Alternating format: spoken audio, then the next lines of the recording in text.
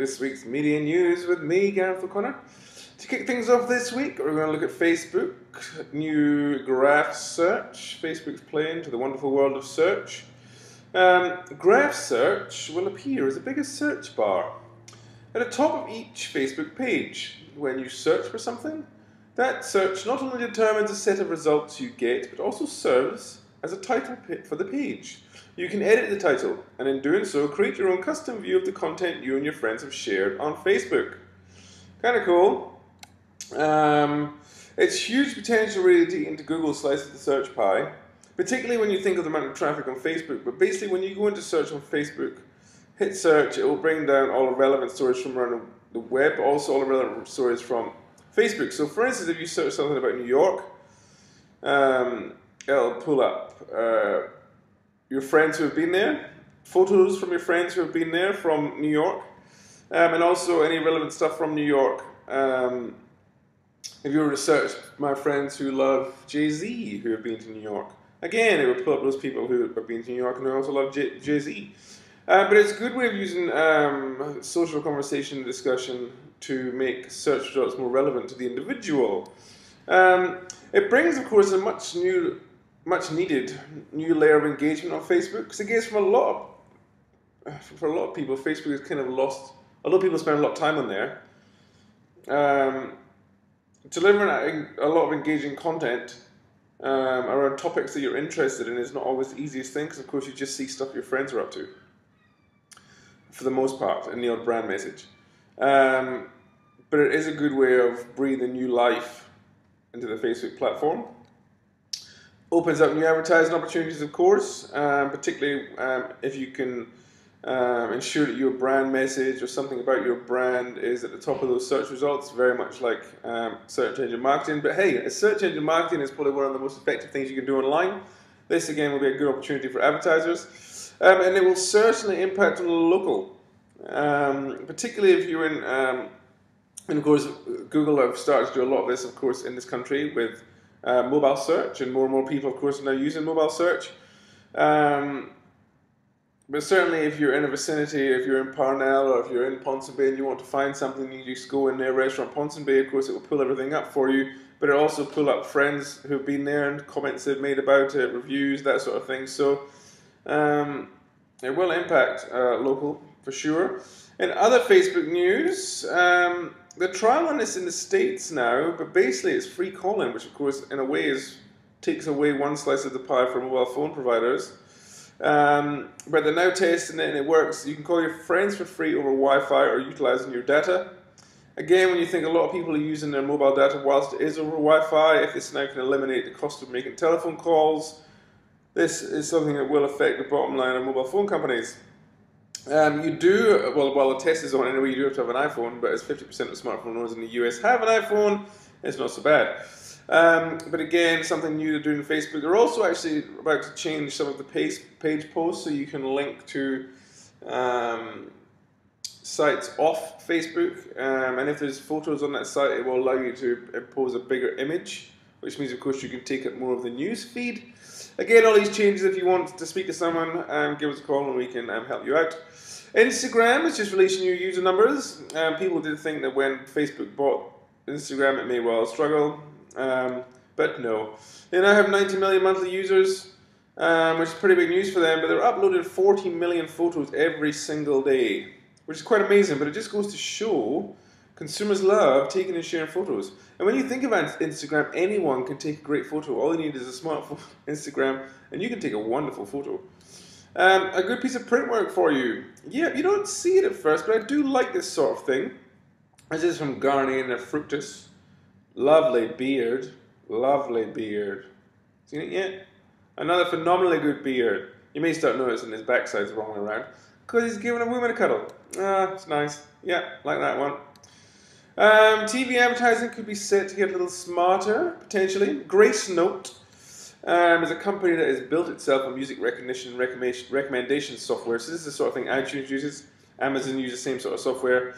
One of Apple's biggest tech partners, I guess, really. They're trying to now do a similar thing for TV advertising, in the sense that it can, they believe, of course, they can bring sophisticated data-driven ad tags into TV, which I guess is fair. But people have made a lot about this sort of thing, and particularly when you think of connected TVs, smart TVs, starting to be able to serve relevant ads to whoever it is that apparently is watching TV at the same time. Of course, they know what websites are serving on those TVs. There's lots of ways now that there's certainly lots of ways now that TV advertising is going to get more sophisticated in the future, which of course is great news for advertisers, but also for consumers.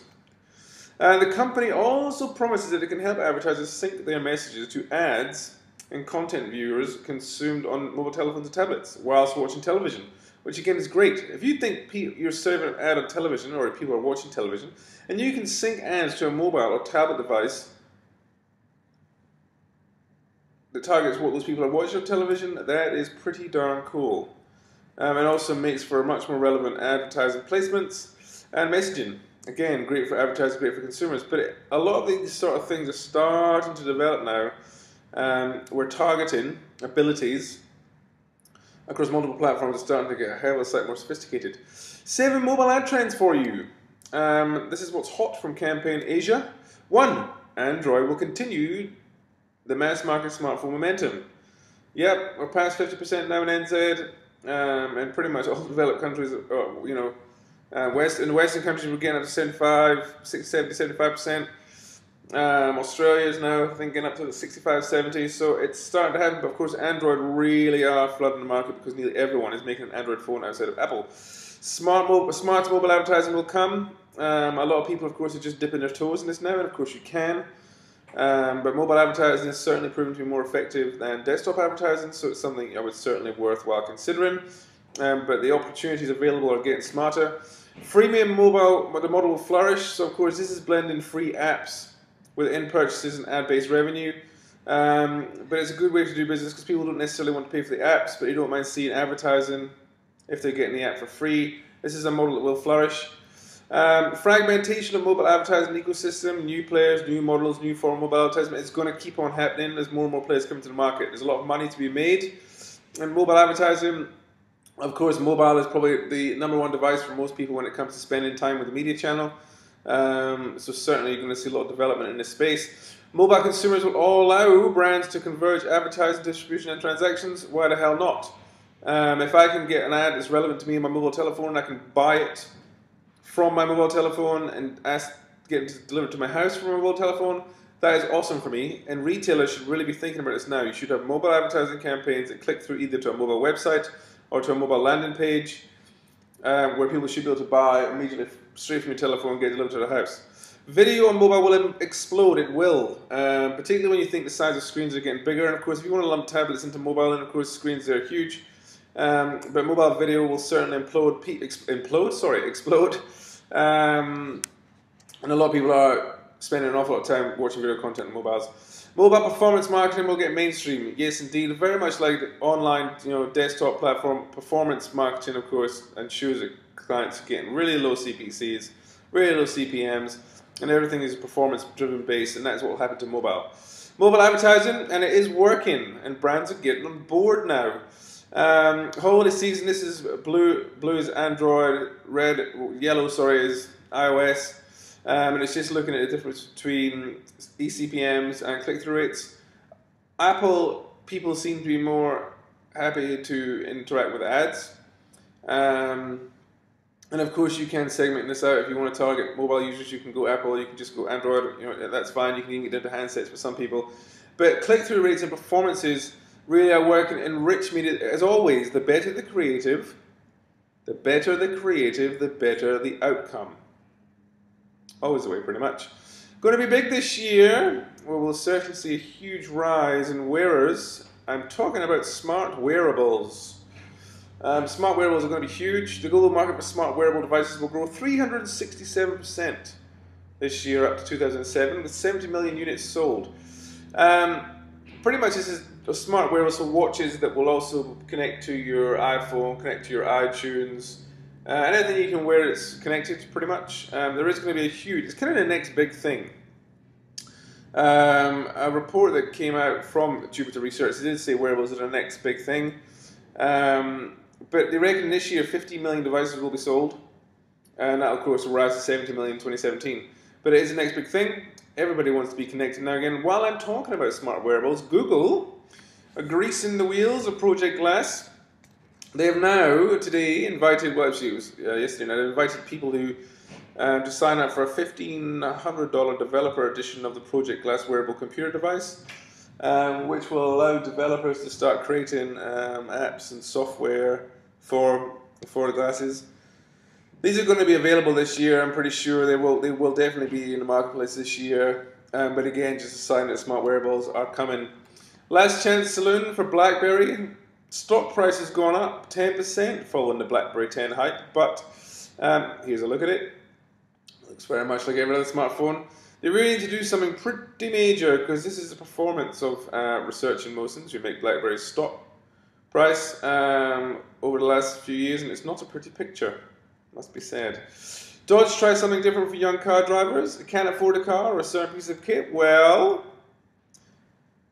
get your friends and family to help you fund it. So you can register for the new Dodge Dart, create your own registry, or fund a registry, and then you can ask your friends and family to donate money towards parts of the car, all of the car, some of the car, seat, handbrake, all these different things. But it's kind of an interesting way of doing it, particularly for young drivers. Of course, this is an American campaign. Customize your Dart, set mental rage, share your registry, get part sponsored. Congratulations, you got yourself a car. Kind of a nice idea, but a good way for granny and the great aunts and uncles to get involved. All about creating experiences. Yes, indeed, I'm a huge fan and advocate of brands creating experiences for a few or many to enjoy, but experiences that then can be shared through the wonderful worlds of paid-for media. But this is something that was done for Wreck-It Ralph.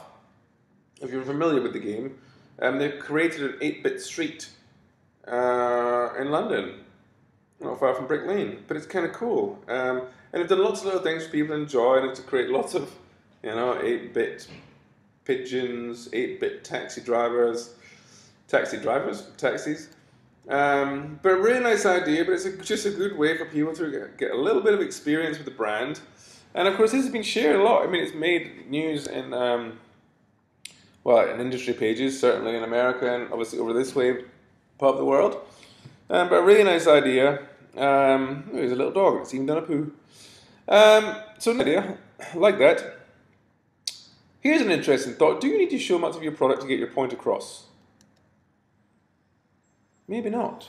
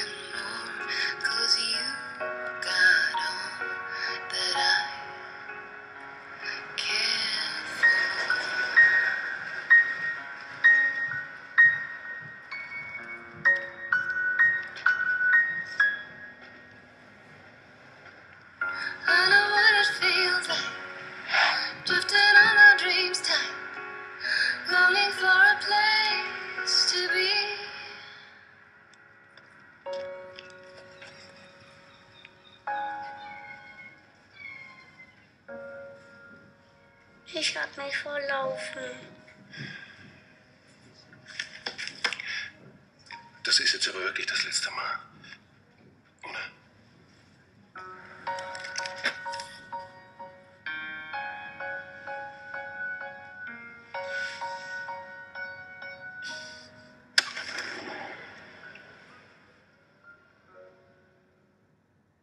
It's a good ad. I like it.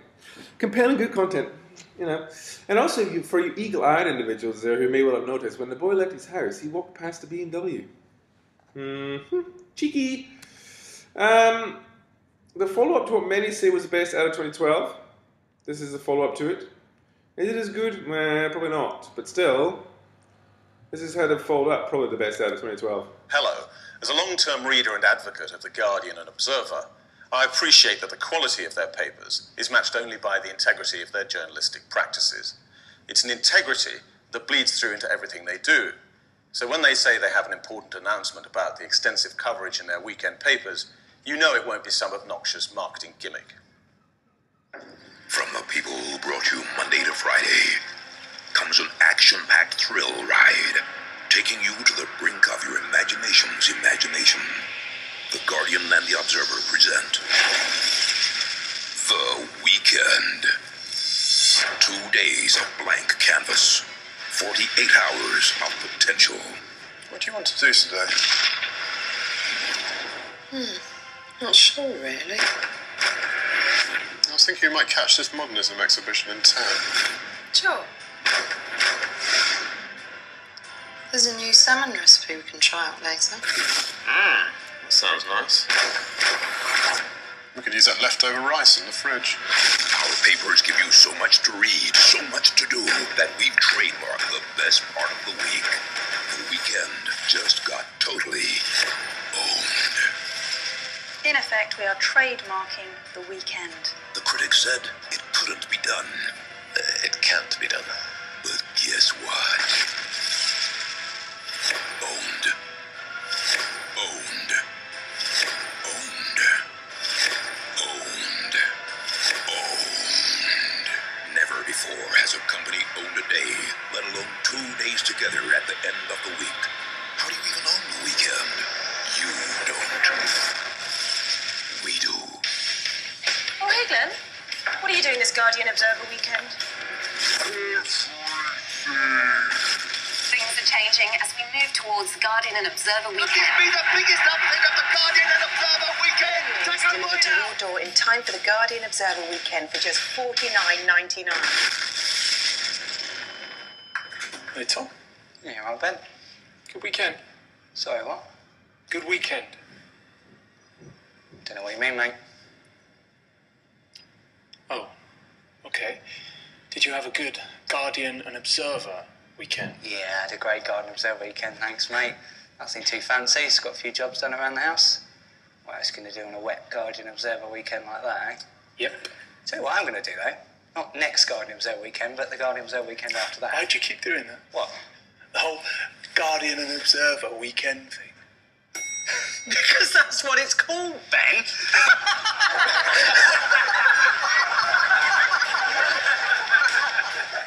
The best part of the week just got better. Yes, indeed. And the last thing for me followed a $200 million deal or thereabouts. And I do love golf. Here's Rory and Tiger.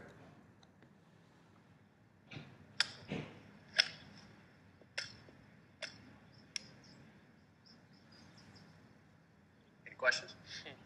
Not bad, not bad. Oh, it's gonna be like that, huh? Ah, someone wants to play. He's trying to keep up with the old guy, you know? Dude, is that your real hair? Is that all you got? Go, go. I just can't miss today. Do you ever get days like that? Hey, Tiger, you looking? You looking? If you want, I won't win it.